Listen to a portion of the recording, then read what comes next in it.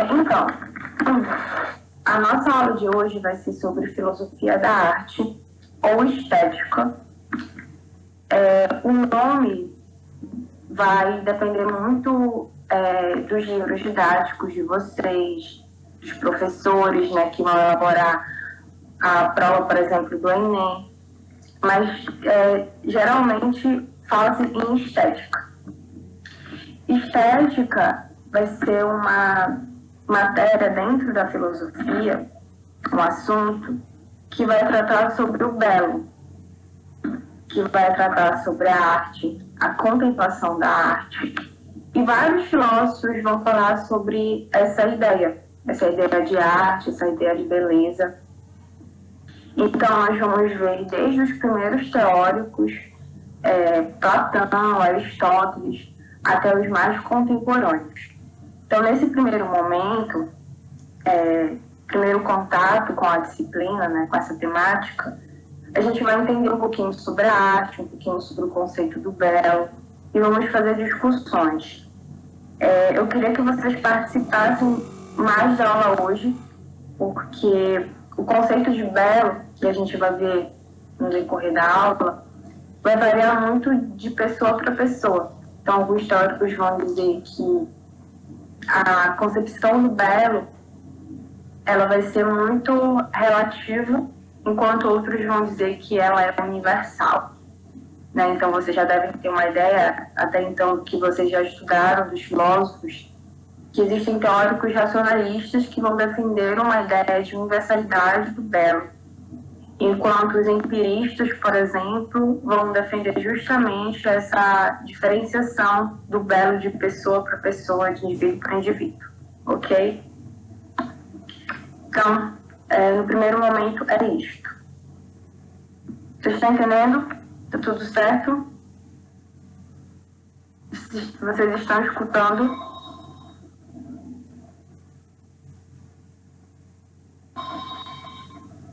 Ok. Então, estética e filosofia da arte.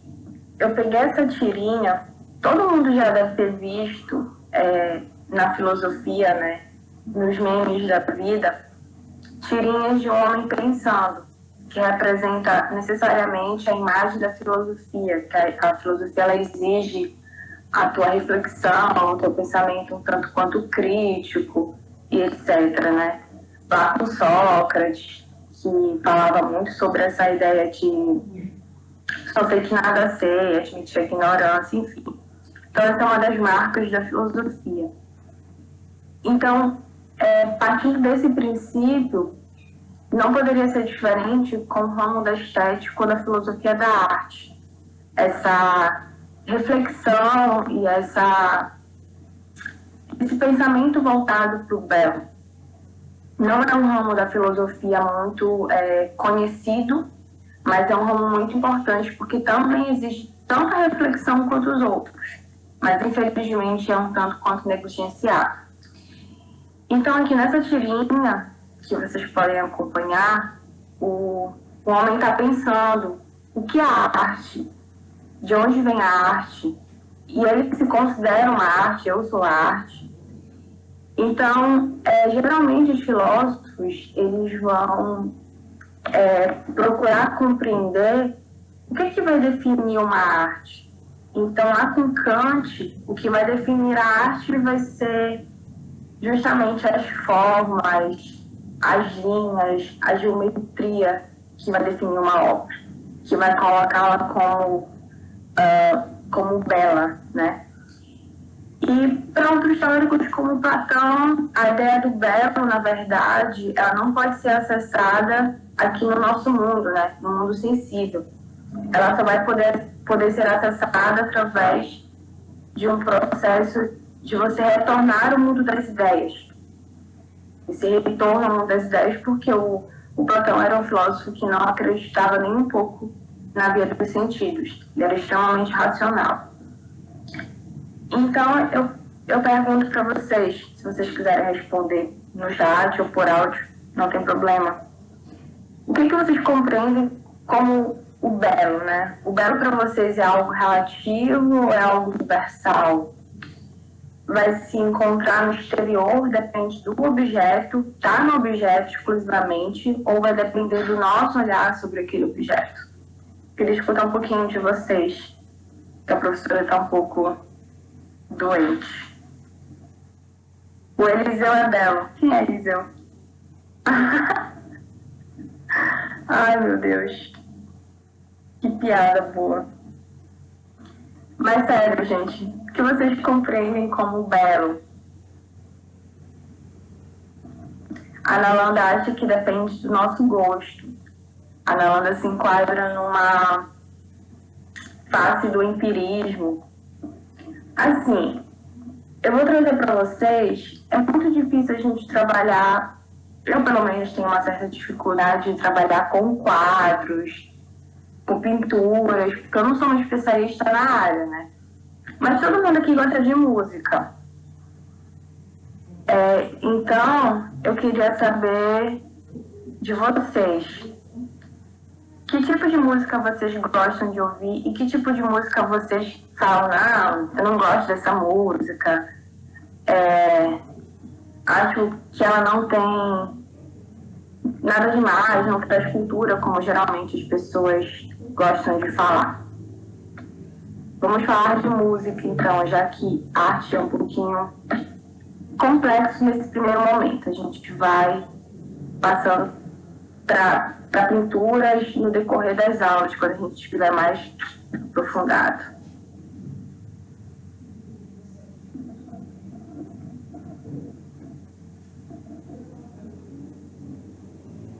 A Nalanda gosta de pop, não curte muito rock. The Beatles. Calypso. Vai, gente, vamos colocar para agir o gosto de vocês. É importante nesse primeiro momento.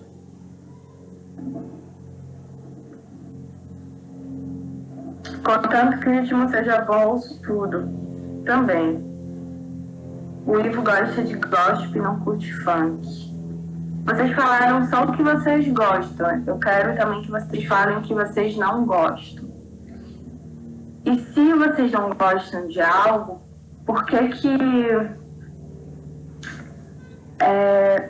o que define o fato de vocês não gostarem de algo? Vocês criticam a outra pessoa que gosta? Ou vocês, não, eu respeito, tudo bem aquela pessoa gostar de funk, ou de rap, de pop?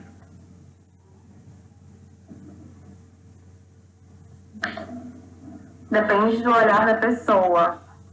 Eu concordo. Às vezes, eu olho assim, gosta disso, mas a gente tem que respeitar. E é isso que a gente vai aprender agora com a filosofia, tá bom? Então, quando a gente faz essa pergunta, né, sobre o que é o belo, a gente tem... muito importante, por exemplo, vocês que são jovens, estão na flor da idade, geralmente tem o quê? A famigerada paquera no rolê. E o que acontece? Fulano é bonito, fulano não é bonito. Eu não acho fulano tudo isso, enquanto a outra pessoa acha, enfim. Isso é um exemplo muito bom sobre a relatividade do belo, do que você acha bonito, do que você acha feio. E aqui é importante falar que a gente vai falar muito sobre o conceito do belo, mas dificilmente a gente vai falar sobre o conceito do feio. Porque dentro da filosofia da arte, você não pode considerar alguma coisa feia, porque de alguma forma uma outra pessoa vai achar aquilo bonito, que aquilo para ela vai ser arte. Então, geralmente, quando vocês, não sei se vocês já viram, esses quadros contemporâneos de arte, que eu não entendo nada, mas que as pessoas que entendem acham maravilhoso. E elas são especialistas ali no assunto. Então eu não posso dizer, esse quadro é horrível, não entendi nada do que ele me passa. É justamente isso que a gente vai aprender na aula. Que essa questão da estética, essa questão da filosofia da arte, ela vai ser muito contemplativa. Você tem que deixar de alguma forma a arte causar alguma emoção em você e partir para ela sem preconceitos, sem ideias construídas, o que é muito difícil. Geralmente nós temos assuntos e ideias formuladas já na nossa cabeça sobre alguma coisa. Então, esse processo de desconstrução vai ser importante aqui dentro da filosofia da arte. E aí, eu até esqueci de colocar, tem um quadrinho que fala exatamente sobre isso, que fala justamente sobre essa ideia de você, quando você faz filosofia, né, quando você está estudando filosofia, renunciar a determinadas questões para poder compreendê-las, né, renunciar a determinadas verdades. Então, aqui a gente não vai ter ideia de verdade absoluta, como também em outras áreas da filosofia, nós não temos essa ideia pronta e acabada, porque ela é muito relativa. É claro que nós vamos ter filósofos que vão ser muito radicais, que vão dizer, olha, essa é a minha verdade, pronto, você que lute. Mas também existem filósofos que vão ser um pouco mais flexíveis, que são os empiristas. Eu considero os empiristas demasiadamente flexíveis nessa ideia sobre as coisas, né? Tá, então vamos lá. Depois a gente volta pro assunto música e séries, que eu sei que vocês gostam disso. Então a gente vai partir, vocês estão escutando, né? Sempre fiquem falando aí, porque eu não quero falar só. Estou muito nova para isso. Tá. Então, na cultura grega, a gente sempre vai partir da cultura grega, gente. Sempre. Em todas as aulas, os filósofos gregos foram fundamentais, porque eles foram os primeiros. Então, eles vão construir várias temáticas sobre vários assuntos, né? Então, sempre vai se iniciar com eles. Sempre. Então, lá na cultura grega, antes do surgimento da filosofia, nós tínhamos a poesia. E a poesia ela sempre foi considerada a principal fonte de conhecimento, a principal fonte de verdade. E as pessoas se alimentavam dos poemas para descobrir determinadas verdades dos deuses e levando a sua vida. Então era muito ligado à poesia naquele momento.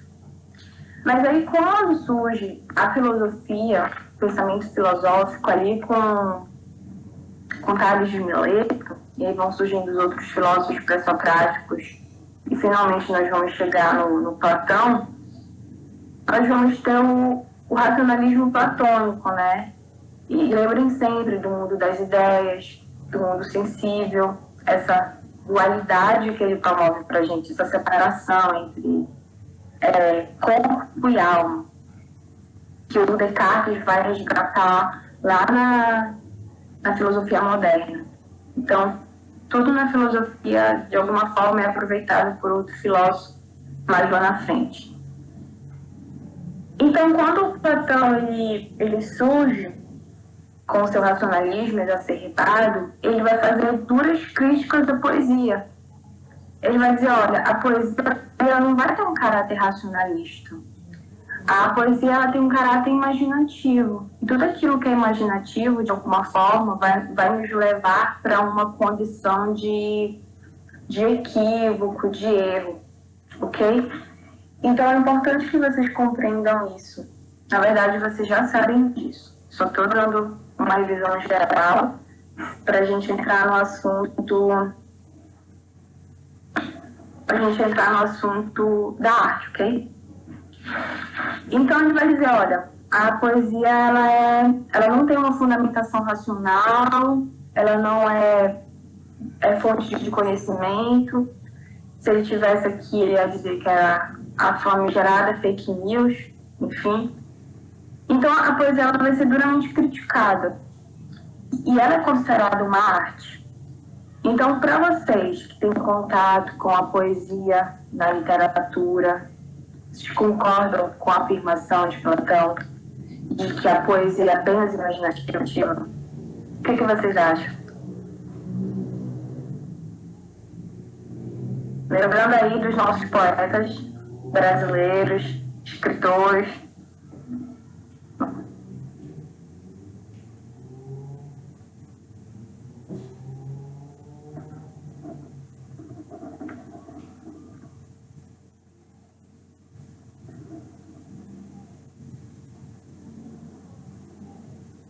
a Alanis não gostou do que Platão falou sobre a poesia.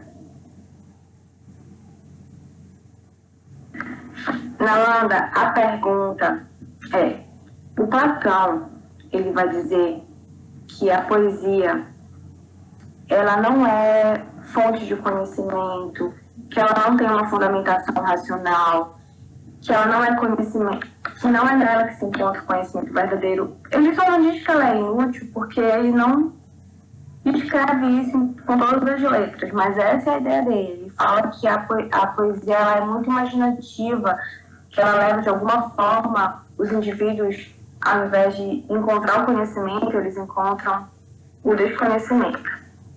Então você concorda com isso?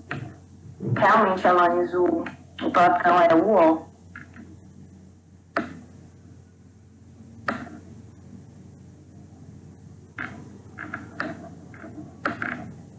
Se a gente for pegar um poema hoje, nós vamos ver que muitos poemas... É porque a gente tem uma ideia de poesia muito romântica, né? Mas existem poemas que retratam a realidade. A realidade, por exemplo. Vamos sempre colocar aqui para o nosso mundinho, a realidade do Brasil. Então, é necessário que a gente veja que o Platão escreveu isso há muito tempo atrás, né? Então, ele vai ter alguns equívocos, é normal. Sim, concordo também, Maria Eduarda. Ela não é absoluta, mas ela vai ser sempre apoiada em alguma coisa voltada para a realidade de alguma forma. E Platão não acreditava nisso. Ele acreditava justamente que não tinha esse encontro da poesia com a realidade em nenhum momento, né? Então ela era caracterizada como algo totalmente divergente da realidade. Então, de alguma forma, a poesia ela procurava sempre um lugar que era pertencente à filosofia, ok? Então a arte era vista como imitação, localizava-se na esfera sensível. Então a gente vai ter três passagens: a passagem da passividade, da vida prazerosa e afasta o ser humano do conhecimento. É justamente esse caminho aqui que vai ser percorrido pela poesia.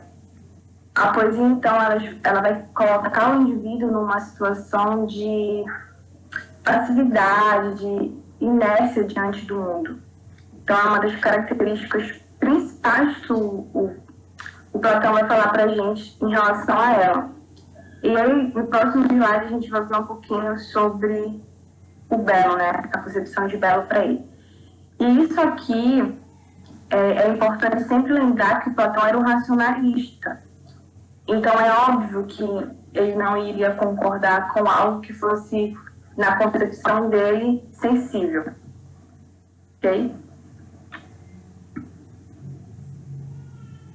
Vamos lá. O termo estética, ele é introduzido em 1750 pelo filósofo alemão Alexandre Alanis. Antes do Platão, ela era tudo. Depois do Platão, ela foi um pouquinho negligenciada. Mas aí a gente vai ter o Aristóteles, que vai dar valor às artes, e outros filósofos também. Para Platão, ela não era vista com bons olhos, mas após ele, ela retorna como sendo importante. Ela não vai ser vista como fonte de conhecimento, não é isso. Mas ela vai ser vista como uma característica importante da sociedade, mas não como uma fonte de conhecimento, como uma fonte da verdade. Apenas uma representação, ok? Então, esse termo estética, ele não existe sempre na filosofia. Ele vai surgir lá em 1750, pelo filósofo alemão Alexander, que vai ser um artista, enfim. E ele vai dizer que a arte, de alguma forma, ela vai estar muito relacionada e ela vai afetar muito a nossa sensação e a nossa imaginação. E isso, de alguma forma, vai estar relacionado com a nossa racionalidade. Então, a gente vai ter sensação, imaginação e racionalidade, todos juntos. E isso vai fazer com que nós, seres pensantes, ou a maioria de nós pensantes,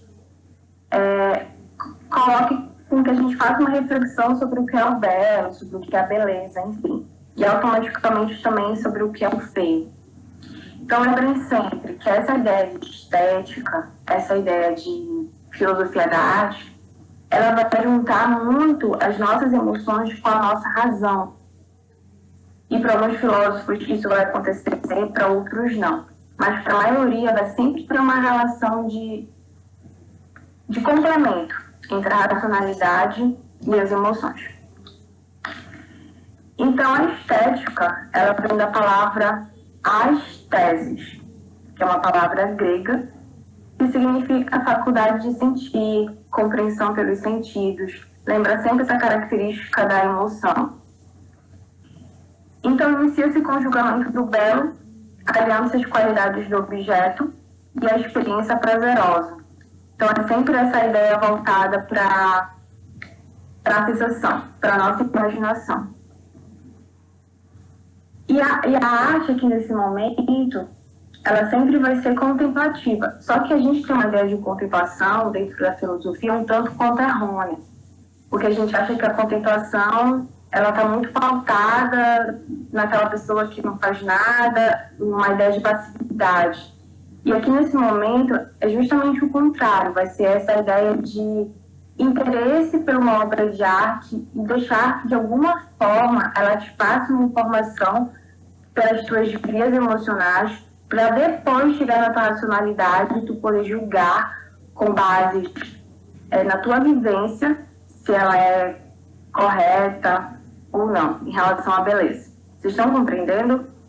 Pode fazer pergunta também. Como assim que, Alanis?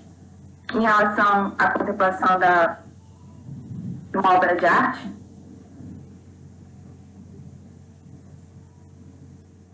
Tá. Vamos lá. O que acontece?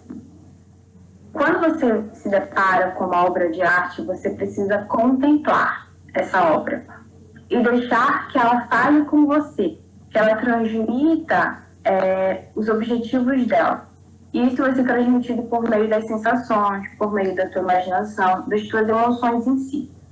Essas informações, elas vão ser enviadas para o teu lado racional e aí tu vai processar e através desse processamento tu vai fazer o julgamento daquela obra de arte. Então você vai julgar se aquela obra de arte é bela para você ou se ela não é. Isso aqui eu estou partindo muito das concepções empiristas dos teóricos, ok? Mas existem filósofos que vão trabalhar a universalidade do belo, né? A beleza é universal. Então aqui nesse momento a gente vai estar trabalhando com os empiristas, porque fica bem mais fácil de compreender quando a gente for realmente falar só dos racionalistas. Compreendeu, Alanis? Professora? Oi. Então, assim, queria dizer que, por exemplo, uma poesia deveria passar primeiro pelo meu sentimento para depois me fazer racionalizar sobre aquilo. Isso.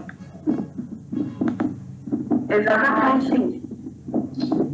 Você tem que, de alguma forma, viver a experiência daquela obra de arte, né? Analisar todas as características importantes dela pela tua via emocional para depois chegar à tua racionalidade. Isso aqui vai ser o que o Alexandre vai falar pra gente, né? Que a sensação e a imaginação vinculadas à racionalidade. Vai todo mundo trabalhar junto, o teu lado emocional e o teu lado racional.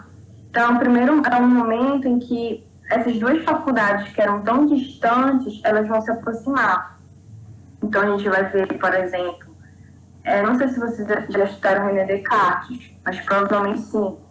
René Descartes faz uma separação muito radical entre o corpo e a alma, né? Então, aqui nesse momento, ele discordaria completamente. Mas a gente está trabalhando primeiro os empiristas para depois chegar nos racionalistas. Então, essa ideia de junção entre o lado emocional e racional é o primeiro contato que a gente vai ter com a estética e com a filosofia da arte. Ok? Vou passar aqui.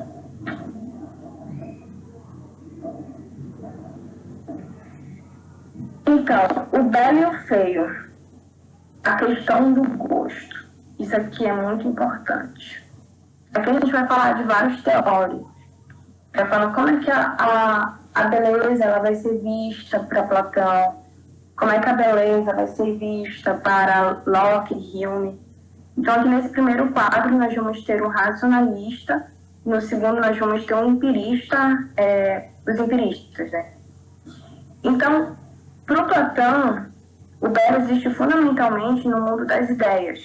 A gente não pode acessar o belo pela nossa via experimental.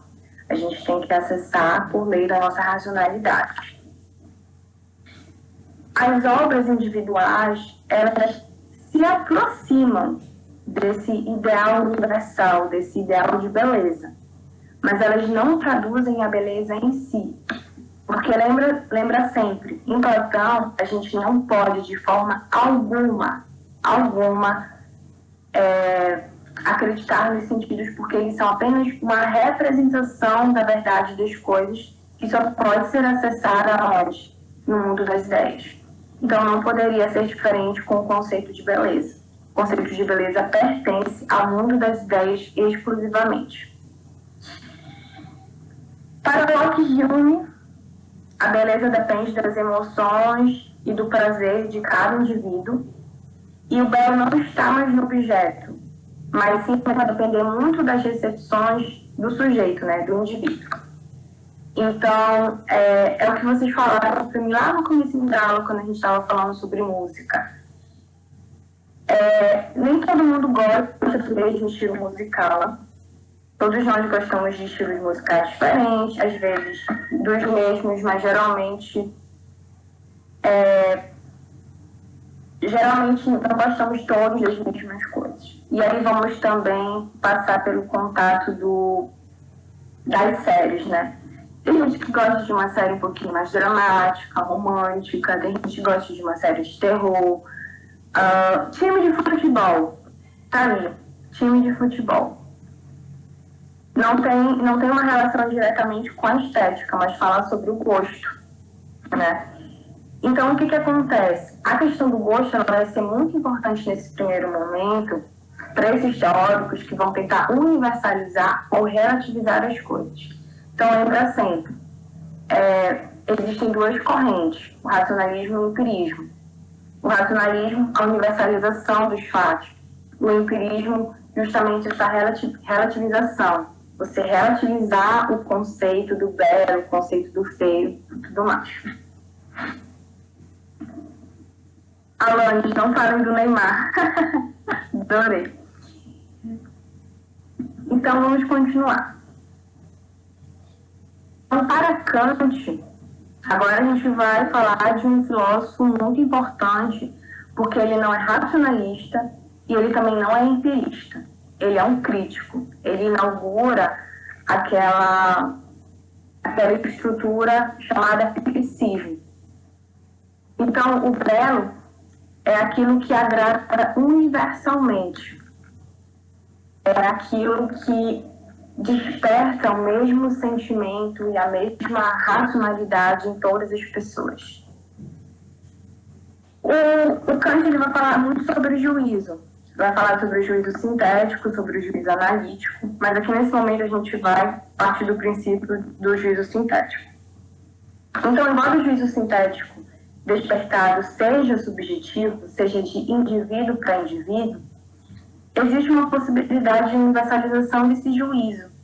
Ela vai estar justamente nas características das obras de arte que vão estar vinculadas às formas, à geometria, às linhas traçadas. Então, isso, para a gente, vai ser universal na perspectiva de Kant.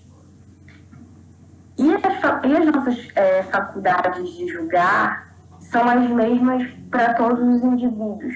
Então, ele vai apostar nessa ideia de universalidade, do belo agradando, porque todos nós vamos ter os mesmos dispositivos de compreensão pautados no belo e no feio, né? E esses dispositivos são os conceitos de espaço e tempo a priori que ele fala para fazer uma análise de compreensão acerca do mundo, não somente da estética. Vocês entenderam essa parte do Kant? O Kant é um filósofo um pouquinho complicado. Ok. E para Hegel, que é um filósofo tão complicado quanto Kant, mas nesse momento ele vai ser bem suave, a beleza muda de fase de aspecto em relação ao tempo. E aí a gente pode entrar num assunto que eu não trouxe imagens, seria bem melhor. Mas na próxima aula a gente vai trabalhar mais com imagens, fica mais visível para vocês. Então, o fato da beleza mudar em relação ao tempo é porque ele introduz o conceito de história. Então, o Hegel vai ser um filósofo que vai trabalhar muito com o conceito de historicidade, com o conceito de história. E isso vai fazer com que ele tenha uma compreensão muito diferente a cada momento acerca do mundo. Então, fica para mim uma coisa que anos atrás era super tendência e que hoje em dia nem é mais citado ou é até criticado pela nossa geração. Uma mudança em relação ao tempo. De qualquer coisa, pode ser de moda, enfim, o que vocês quiserem. A gente precisa sempre trabalhar restart. Eu sou da época do restart, estou bem velha já. As calças do restart. Tá aí uma coisa. O que mais, gente? Os óculos. Mas os óculos do restart? Ou os óculos em geral?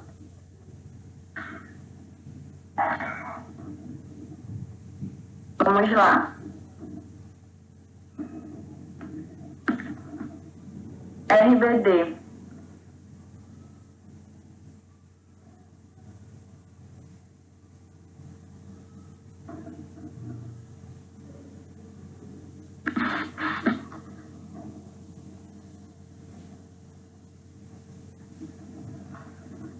O cabelo no estilo Chitãozinho e Chororó. Realmente polêmico.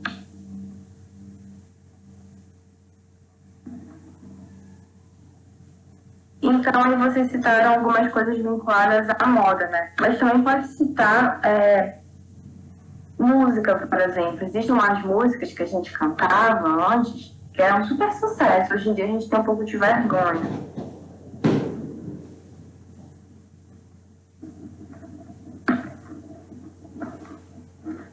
A questão do gosto e da subjetividade. Não era para ficar organizado isso aqui.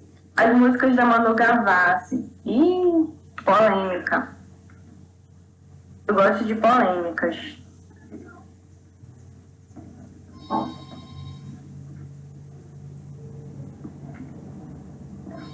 Agora vamos aqui para a questão do gosto e da subjetividade.